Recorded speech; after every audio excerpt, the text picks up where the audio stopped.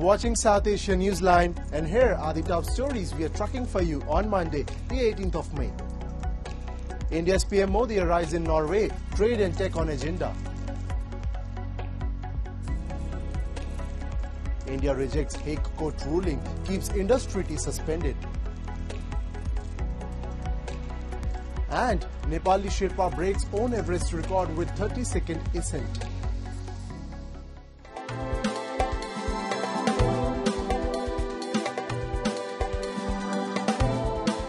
And now for all the details. In the fourth leg of his five-nation tour, India's Prime Minister Narendra Modi on Monday arrived in Norway for bilateral talks focused on trade, technology and investment. The visit marks the first time in 43 years that an Indian PM has travelled to the Nordic country.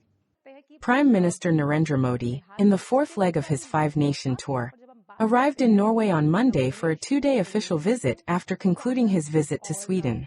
In a special gesture, he was personally welcomed by his Norwegian counterpart, Jonas Gahr Støre, at the airport along with other high-ranking officials. He later held bilateral talks with PM Jonas Gahr Støre during which both leaders agreed to elevate India-Norway relations to a green strategic partnership, which marks a milestone in advancing collaboration in the areas of clean energy, blue economy and green transition.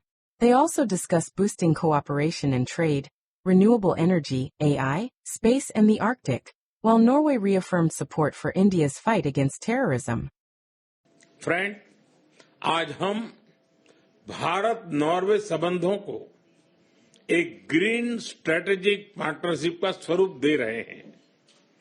इस strategic partnership से clean energy से लेकर climate resilience, blue economy, उससे लेकर के green shipping, हर क्षेत्र में भारत की स्केल, स्पीड और टैलेंट को नॉर्वे की टेक्नोलॉजी और कैपिटल के साथ जोड़कर हमारी कंपनीज ग्लोबल सॉल्यूशंस डेवलप करेगी.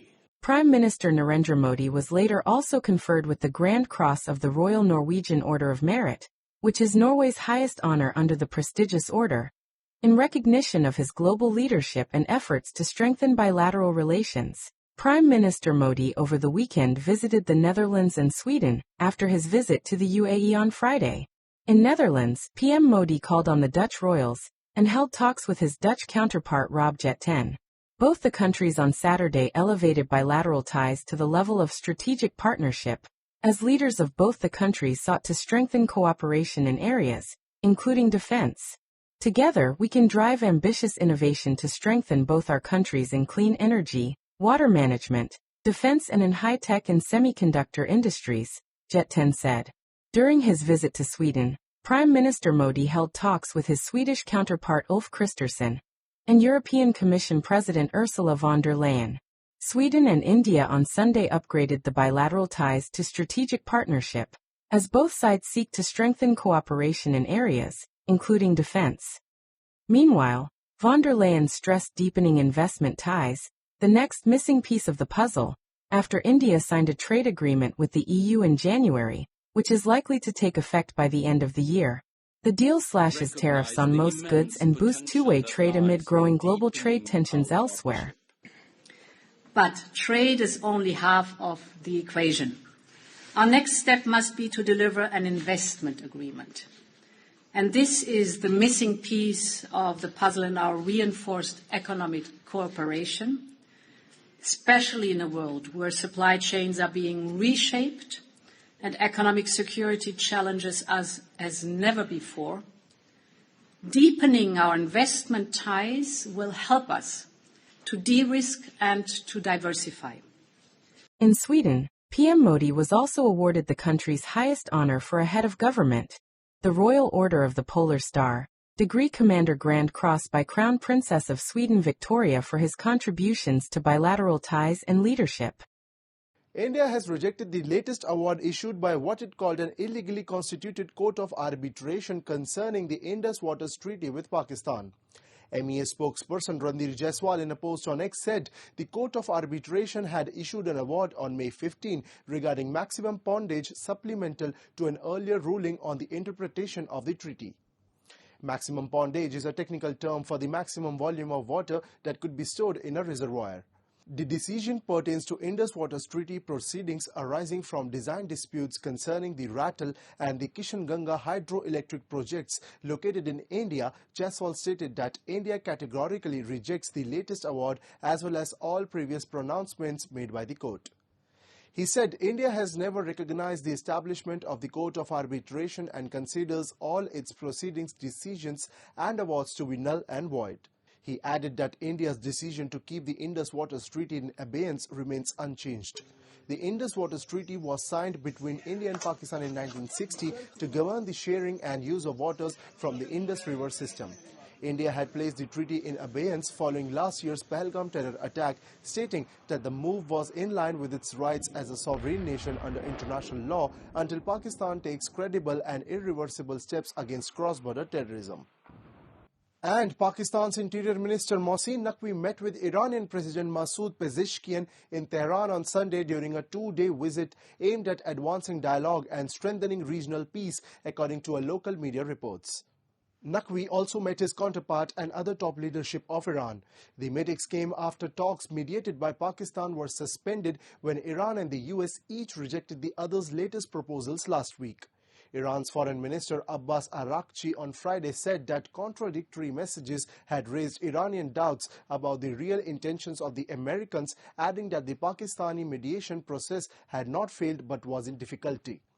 Iran has effectively shut the Strait of Hormuz, which carried 1/5 of global oil and liquefied natural gas supply before the US and Israel launched attacks on February 28.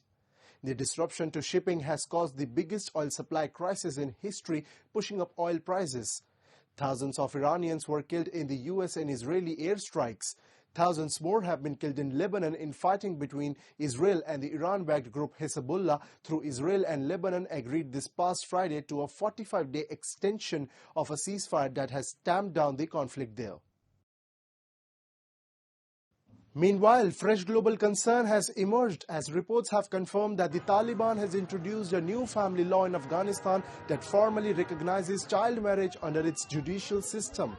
According to reports, the 31-article regulation titled Principles of Separation Between Spouses was approved by Taliban Supreme Leader Hibatullah Akhundzada. It sets out rules on marriage, divorce and family disputes, with one of the most controversial provisions stating that the silence of a virgin girl may be treated as consent for marriage. Rights groups and international observers have described the Taliban's policies as a system of gender apartheid, and the latest move marks another major setback for women's rights in Afghanistan, where girls have already faced restrictions on education, employment and public life and their movement since the Taliban returned to power in 2021. Reports also suggest that fathers and grandfathers are given broad authority over such marriages, while annulment options for minors remain subject to court approval. Rights organizations warned that the new regulation could deepen the humanitarian and human rights crisis facing Afghan women and children. Moving on, a renowned Nepali Sherpa guide has once again rewritten Mount Everest history, scaling the world's highest peak for a record 32nd time on Sunday, surpassing his own milestone set last year. 56-year-old Kami Rita Sherpa reached the 8,849-meter summit while leading climbers for the 14 Peaks Expedition Company. Nepal's Department of Tourism congratulated him on the historic milestone and praised his contribution to promoting the country's mountain tourism industry.